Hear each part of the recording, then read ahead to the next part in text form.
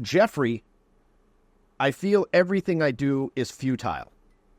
Now, that's not really a question, but, it's more of a statement of fact. My overarching life philosophy is that of absurdism. The universe is essentially meaningless and a futile exercise in and of itself with no meaning whatsoever, except the meaning that you yourself assign to it. If you want to have a noticeably improved level of social intelligence where now you're able to get outcomes that normal people cannot. Because let's face it, that's why people get into this, because they want to get outcomes that normal people do not. What is the average outcome? The average outcome is dog shit. They go out with the same social circle for months, years, something happens, they hook up, and then they'll shack up with, or basically marry, settle down with the first halfway decent looking person that deigns to fuck them.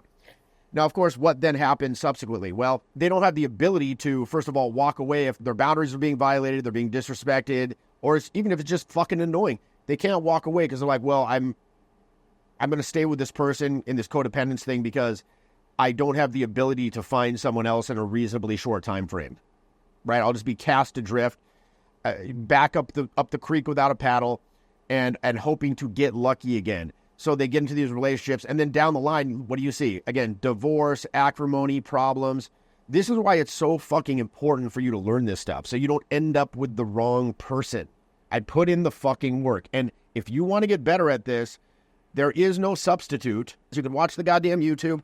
You can go to a free tour, but all that's great. It's vital. The information that's presented in these formats, it's vital. It's true. It's real. But it's not going to have any living energy until you go out and actually experience these things in four-dimensional meat space yourself again and again and again and again. In order to gain a noticeably improved level of social intelligence, you must have massive, massive repetition of social interaction. You have to get enough data points that you start to see the patterns emerge. So now you can extrapolate best practices out of those, out of that data set. A lot of students, when they come on the program, they're like, I thought that I was actually going on and playing the game.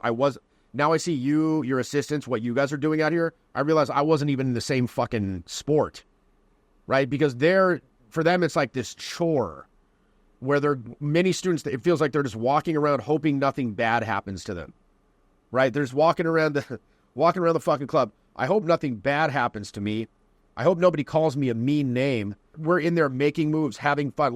Literally all we're thinking about is what's the stupidest fucking thing we can do right now? What's the most hilarious thing I can say right now? I don't give a fuck if people like it or not. As Lil Wayne said, I do what I do and you do what you can about it. Or, to quote another famous Bay Area legend, Tupac Shakur, players do what they want, bitches do what they can. To get into that mindset, it's a switch. It's a switch where now you're proactive. You're making moves in the environment. You're at the cause end of things in the environment, not at the effect end where things are happening to you. You're doing things to the environment. That once you make that shift, you'll never go back. You're like, why did I even act like that before? So again, for a lot of students, just being around that energy and us pulling them up into that, they're like, oh shit, this isn't a chore. This isn't some dark night of the soul. This isn't me crawling through the mud on my elbows in the war of the night. It's none of that shit. It's just lighthearted fun. And then that's when people start responding well to you. That's when people stop ignoring you when you go up. That's when people stop blowing you off as, oh, the next idiot of the night. Because now they're like, oh shit, this is different. Because remember, if you want to get into someone's RAS, if you want to crack through, slice through their selective focus shell and have them actually pay fucking attention to you, the first thing, you got to be different. The second that you go up to somebody and they can figure out what the hell it is, they'll just tune out. Almost immediately, okay, one of these, okay, tune out. And you'll see it. For those of you who actually do go out and approach people and introduce yourself, I'm sure we've all seen this, and you go up and some bullshit, half-ass, half-stepper approach, and they're just like, oh, this. Okay, another one of these. And it's just done. It's just over before it doesn't even get off the ground. And then, you go into a shame spiral, oh, I suck, and it just gets worse and worse and worse as you circle the drain of despair, and then your night is fucking over. As opposed to, again, I'm just going to go up and say whatever the fuck I want, do whatever the fuck I want. Look, everybody out there is bored. Everybody's bored. You've got to give them something different to think about or talk about. What is the criteria for what gets paid attention to?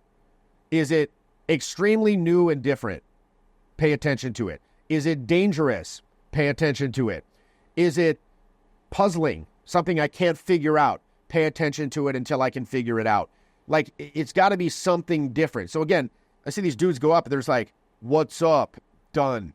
Now, to be fair, what's up could be very effective, provided you have the ability to continue making noise come out of your fucking mouth after the fact. Can you make noises come out of your fucking mouth continually? Can you do that? Can you do that while smiling?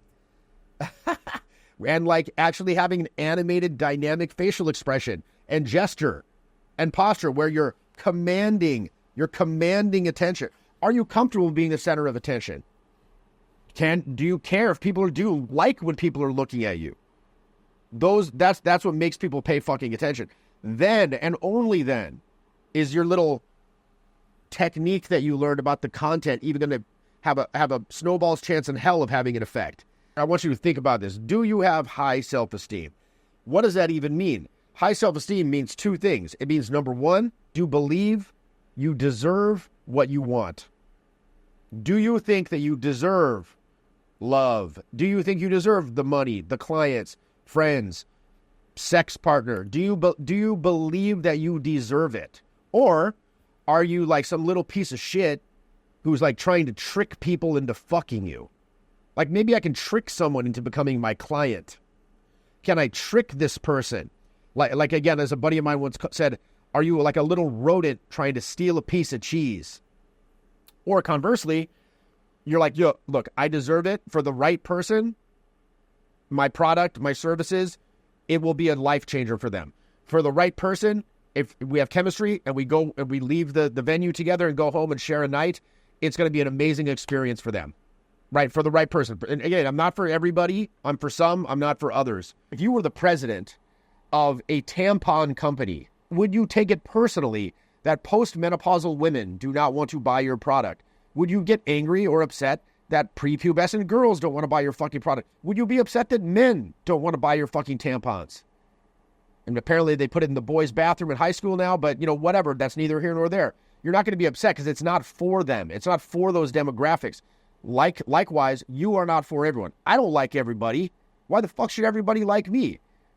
You know, so again, on a given night out, a big part of the fun of the night out is just going through, talking to a lot of different people, finding those that you have chemistry with. If I find that person who has like the chemistry, right, the product is right for them, and number two, they're in the right logistical place, I'm going to pull the trigger and I'm going to ruthlessly close that shit. Why? Because I'm a fucking closer. I'm a fucking closer. I'm there to win. Do you understand? Say that to yourself right now. Just silently, I'm a fucking closer. I'm there to win. Now, many of you may believe that you're a closer and you're there to win, but you're fucking not. On a given like boot camp program, I would say at least half the students are not, they're not there to close. At least half. And when I say that to students, at the beginning, they look like this. Like I'll be saying, welcome. By the way, I believe half of you don't even want to close. My assistant's more cynical about it. He thinks that like 85, 90% of them don't want to close. And they'll just look at me like this, like many of you are probably kind of like scratching your head. Well, what does that even, I don't understand. I clearly want to close. Do you? Because I'll see like very, very often people go out and then they're presented on a platter. Like it's there for them and then they cannot execute. Because why? What if they don't want to close? What do they want? They want the validation. Like it's an ego thing. They want the validation. They want to look cool. They want to feel that they're fulfilling some cultural expectation for a man.